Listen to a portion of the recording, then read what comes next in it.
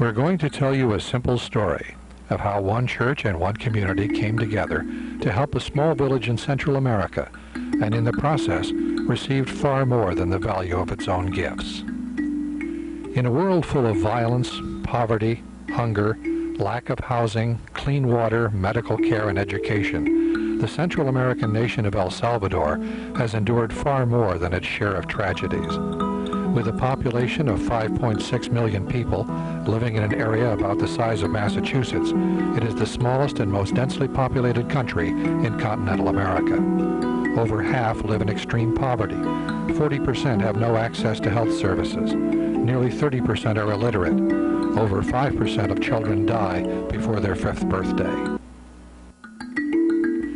Adding to the misery, a brutal decade-long civil war which left 75,000 dead, including the country's Catholic Archbishop Oscar Romero, and the ravages of hurricane flooding and earthquakes.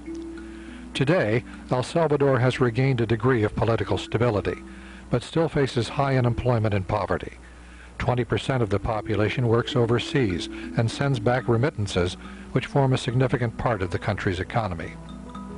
In early 2001, Guillermo Gonzalez, a native of El Salvador and a member of St. Andrew Presbyterian Church in Sonoma, California, asked the church if it could help the small village of Buenos Aires replace housing which had been badly damaged by a recent earthquake. The church agreed, and within a few weeks had raised enough money to build over 50 new houses. Although crude by our standards, they represented renewed shelter and hope for the village. Gonzalez and Pastor Richard Gantenbein made additional visits to El Salvador to monitor construction and to talk with local officials and village leaders about their needs. From those contacts evolved a church decision to address key needs of Buenos Aires as an ongoing mission project. Buenos Aires is a mountainside village with a population of about 1,000, over half of them 18 years or younger. Because it could provide only a single, small, one-room, tin-roofed school building, there was room for only one teacher for kindergarten and first grade students. Older students who could afford the costs of uniforms and other necessities had to walk over rutted dirt roads to the closest schools in the adjoining town of Armenia. Villagers quickly identified local education as one of their top needs. A mission planning team swung into action. One member of the congregation volunteered to sell, at below cost, a prefabricated steel building he owned but had never constructed. Money was quickly raised for its purchase. A call went out for church volunteers willing to give up 10 days of their time and donate the cost of their own transportation, lodging, and food. A 13-member team was chosen by matching their individual skills with the needs of the project. They included Guillermo Gonzalez, whose knowledge of El Salvador and Spanish fluency were essential to team success. Kitty Klingberg, a vocational training specialist, and Cam Hoying, a native of Mexico and architect, whose skills in Spanish fluency provided a valued backup for Guillermo. Mike Collier, a skilled construction contractor, and his wife Kathy, also a member of the St. Andrews staff. Gary Stein, also a construction contractor and skilled carpenter. David Irvine, St. Andrews Director of Worship and Missions, and his son Michael, an active member of the church and a recent high school graduate. Leslie Segudo, an attorney with a major software firm, and her husband John, whose past experience as a Red Cross project coordinator was a valued resource for the team. Lisa White, a housewife, mother, and pharmacy technician. Whitney Evans, a retired healthcare industry consultant, and public relations consultant Doug Webster. The team began weekly meetings in the summer of 2002 and quickly realized that having the building was one thing, fitting it out as a school and community center would require much more. The wish list of needed items covered 3 pages, everything from construction tools and supplies to chairs, desks, lighting, plumbing, and electrical materials. Michael Irvine broke the needs list down into categories and priced each item. Then, over 3 Sundays, the team asked parishioners to buy everything from toilets to tools. The congregation came through with over $5,000 in donations, enough to buy most of the items needed. At the same time, other members of the church and the community contributed additional goods and services. Tables, chairs, and shelving came from Autodesk and from the Sonoma schools. A 4th of July hamburger booth on Sonoma's Town Square, run by the church, raised several $1,000s in additional funds. Area hardware stores, including Home Depot and Friedman's, offered big discounts on purchases. The local Rotary made a significant monetary contribution. And used computers were donated by the Sonoma Developmental Center. Columbus Line, a North American subsidiary of German container ship operator Hamburg Süd, agreed to provide 2 containers and free marine transport of the donated materials to Central America. SF Enterprises, a San Francisco-based trucking company, donated free trucking services to bring the empty containers to Sonoma for loading and return them to San Francisco. In late August, Mike Collier guided team members and church volunteers in the prefabrication of interior wall sections and door and window frames, a step designed to speed the construction process during the actual construction of the school. In early September, team members packed the containers with help from church member Steve Callahan and his business Cast Stone.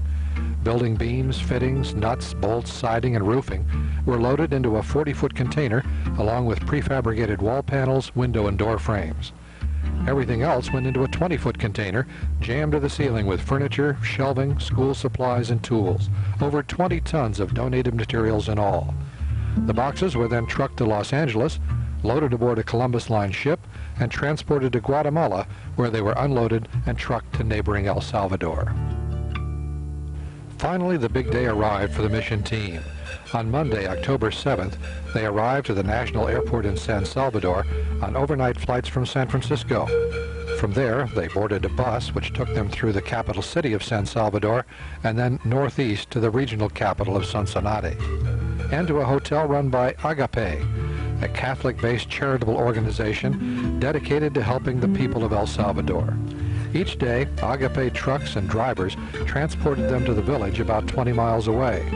Much of that drive was over a busy 4-lane highway filled with heavily loaded trucks and buses and bounded by small crude shacks selling everything from fresh coconuts to food and drink.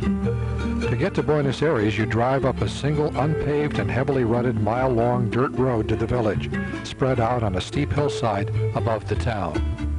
Advance work, coordinated by Guillermo and by his father, who still lives in El Salvador, had been completed, including construction of a new water and septic system and a concrete slab foundation for the building. The contents of the 40-foot container had already been unloaded and transported to Buenos Aires, while much of the material in the 20-footer would have to be brought up each day by the team. Work began immediately on the construction of the building's framework.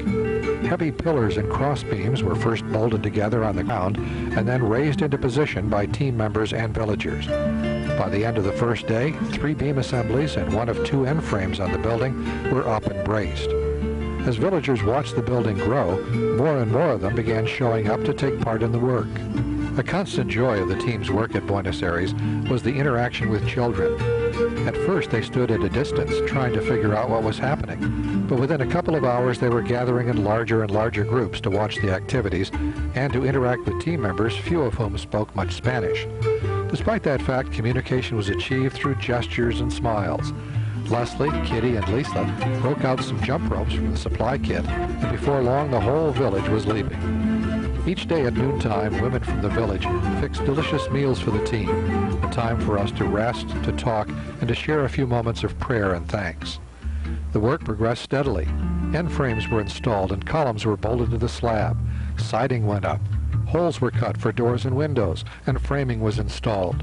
Roofing went on, light fixtures were hung, and interior walls were installed for restrooms and offices, and woodwork was painted.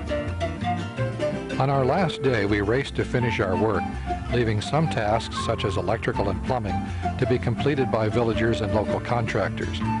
Donated computers were powered up and will soon be used to expand the educational process for both children and adults, with training assistance from Agape. Then, with the afternoon drawing to a close, the villagers invited the team, along with Father Flavian Mucci, the head of Agape, to join them for a special ceremony of thanks.